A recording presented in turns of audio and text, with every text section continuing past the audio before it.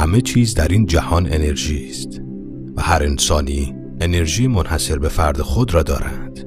چیزی که تو را از دیگران متمایز می کند منحصر به فرد بودن انرژی روح توست که با ارتعاشات خاص خود در فرکانس های مختلف در این جهان مرتعش می شود.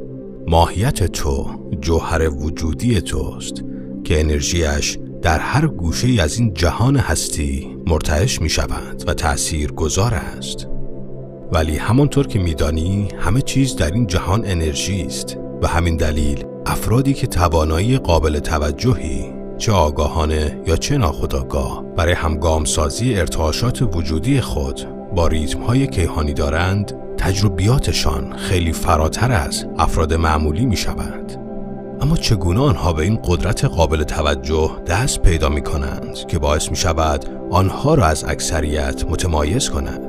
در این ویدیو به این موضوع بسیار مهم می پردازم و رازهایی را برای تو آشکار می کنم که تا به امروز هیچ کس به ما نگفته است. پس حتما تا انتها همراه باش.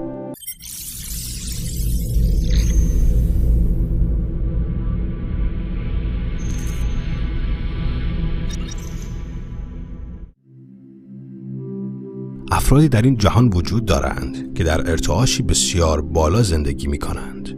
آنها دارای قابلیت تولید انرژی در سطوح مختلف هستند.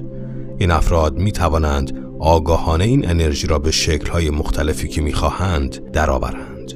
البته این موضوع باورش برای عموم ساده نیست، ولی چنین افرادی واقعاً وجود دارند. زمانی که انسان بتواند آگاهانه انرژی را به قلمرو ذهن هدایت کند، آن موقع است که میتواند رویاهای خود را به واقعیت تبدیل کند. این پدیده به عنوان تجلی خواسته ها شناخته می شود، چیزی که اگر آگاهانه انجام شود از آن به عنوان خلق آگاهانه نام برده می شود. برای فعال کردن این قدرت باور نکردنی و استفاده از آن در زندگی باید عادات و اصول اساسی زندگی را تغییر داد و موضوع خلق آگاهانه را واقعاً درک کرد. در این ویدیو من رازهای رفتن به ارتعاشی بالاتر را برای تو آشکار می کنم. پس با دقت گوش کن. دوست من، در سفر زمینی برای رسیدن به موفقیت چه در زندگی و چه در معنویت اولین قدم به دست آوردن و بازیابی انرژی است. همه ما انسان‌ها انرژی مشخصی داریم، ولی این انرژی ثابت نیست و به راحتی روزانه‌مان را از دست می‌دهیم. اغلب ما متوجه می‌شویم که انرژیمان توسط افراد، اشیا، مکانها، عادات یا اتفاقات روزمره تخلیه می‌شود. البته به طور قابل توجهی این افراد هستند که ناخودآگاه انرژی مثبت ما را کاهش می‌دهند و مانع تغییر ارتعاشات وجودیمان می‌شوند. از خود بپرس چه کسی در زندگیت حتی در سکوت تنها با حضورش انرژی تو را می‌گیرد؟ آن شخص یا آنها را شناسایی کن و در صورت امکان از او فاصله بگیر، زیرا آن شخص ناآگاهانه مانع رشد انرژیکی توست. این کار شاید سخت باشد، ولی در بازیابی انرژیت بسیار مهم است، زیرا با فاصله گرفتن از این افراد نه تنها از انرژیت محافظت می شود، بلکه آن را تقویت هم می کنی. البته شاید این کار منجر به تنهایی شود، چیزی که خیلی ها از آن می ترسند. ولی دوست من، از تنهایی نترس. به جای ترس از تنهایی به آن به عنوان فرصتی برای بالا بردن انرژی خود از طریق تمرینات عمیق ذهن آگاهی و خودآگاهی نگاه کن.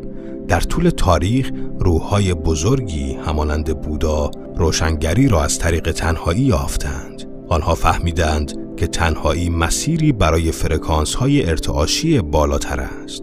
آنها در سکوت و تنهایی از حواس پرتی‌های دنیوی فراتر رفتند و در اعماق وجود خود به تمامی پتانسیل‌های خود دست یافتند. تنهایی تنها زمانی ناراحت کننده و ترسناک است که برای آن آماده نباشی. افراد دارای ارتعاش بالا می‌دانند که در لحظات سکوت و تنهایی است که می‌توانند انرژی خود را دوباره شارژ کنند و آن را افزایش دهند، زیرا تنهایی می‌تواند تبدیل به پناهگاهی شود که نور درونی در آن پرورش یابد و ارتعاشات معنوی را تقویت کند. از خود بپرس، آیا از تنها ماندن با افکارت می‌ترسی؟ به به یاد داشته باش در لحظات تنهایی است که میتوانی نور درونی خود را پرورش دهی و ارتعاش معنوی خود را بالا ببری.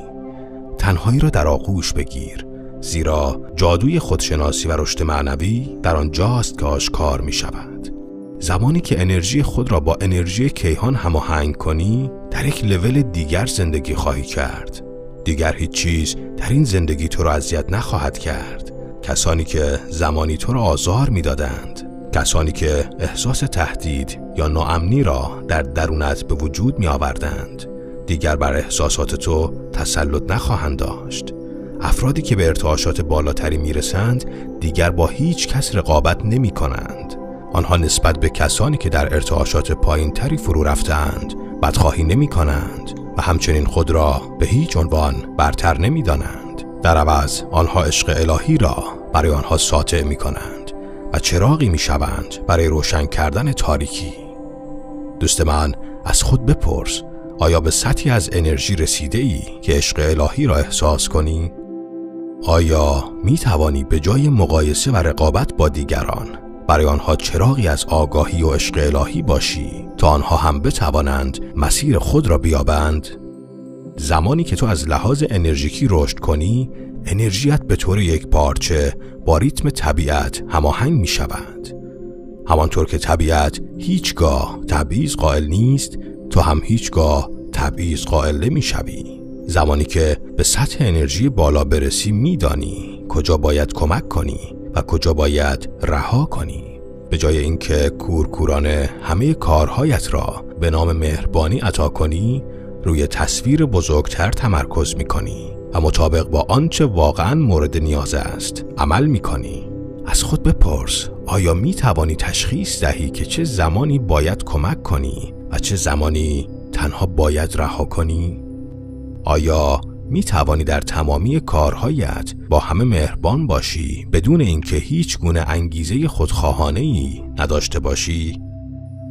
برای رسیدن به این سطح از بودن باید انرژی خود را با انرژی کیهان همتراز کرد. آن موقع است که می توان یک تجربه متمایز نسبت به عموم را تجربه کرد. در آن سطح انرژی انسان می تواند با تغییرات کیهانی سازگار شود و هوشیار است و انرژی هایی را که تعادل کیهانی را مختل می کنند تشخیص می دهد و با انرژی بالای خود تأثیر مثبت بر روی آن می گذارد. هنگامی که به چنین انرژی دست یابی، تو تبدیل به یک نگهبان انرژیکی کیهانی می شوی که قادر به رمزگشایی تغییرات واقعی در جهان است.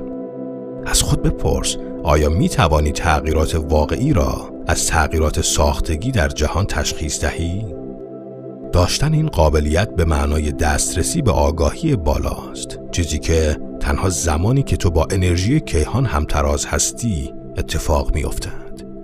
همونطور که در ابتدای این ویدیو توضیح دادم، محافظت از سطح انرژی بسیار مهم است و همین دلیل حتما ویدیوی چگونه باید از انرژی خود محافظت کرد را تماشا کن، زیرا اطلاعات مهمی در آن ویدیو وجود دارد. محافظت از انرژی بسیار مهم است، زیرا حتی افرادی که در فرکانس‌های بالاتر ارتعاشی هستند نیز اغلب با این چالش دست و پنجه نرم می‌کنند.